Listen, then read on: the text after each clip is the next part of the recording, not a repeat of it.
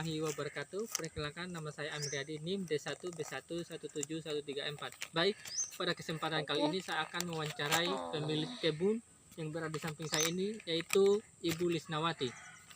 Baik, pertanyaan pertama, apakah masih melakukan budidaya perkebunan secara modern atau masih tradisional? Masih tradisional.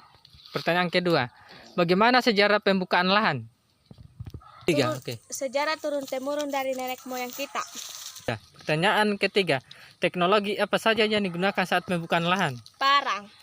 Pertanyaan keempat, teknologi apa saja yang digunakan saat pengolahan tanah? Linggis dan cangkul. Apakah petani menggunakan bibit atau benih lokal atau hibrida? Masih menggunakan bibit lokal. Teknologi yang digunakan saat melakukan penanaman? Masih menggunakan teknologi tradisional berupa linggis. Apakah petani melakukan pemupukan kimia atau organik? 3. Masih menggunakan pupuk alami berupa gulma. 3. Teknologi masih menggunakan linggis dan cangkul. Teknologi yang digunakan saat panen? 3. Masih menggunakan parang. 3. Apa kendala terbesar yang pernah dialami dan metode apa yang digunakan untuk mengantisipasi kendala tersebut?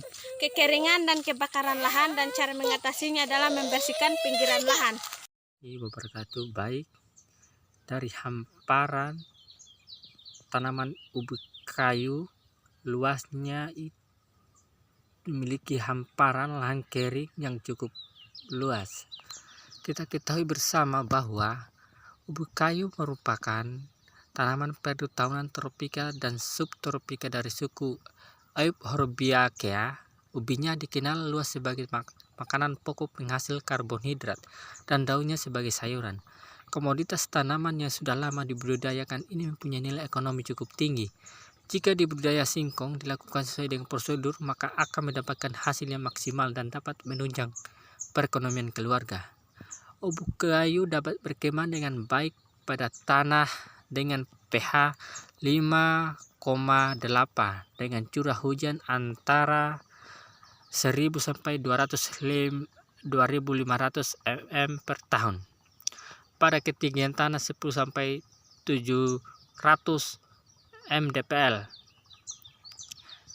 Tanah yang paling cocok untuk ubi kayu adalah tanah yang berstruktur lemah, gembur, tidak liat dan kaya bahan organik.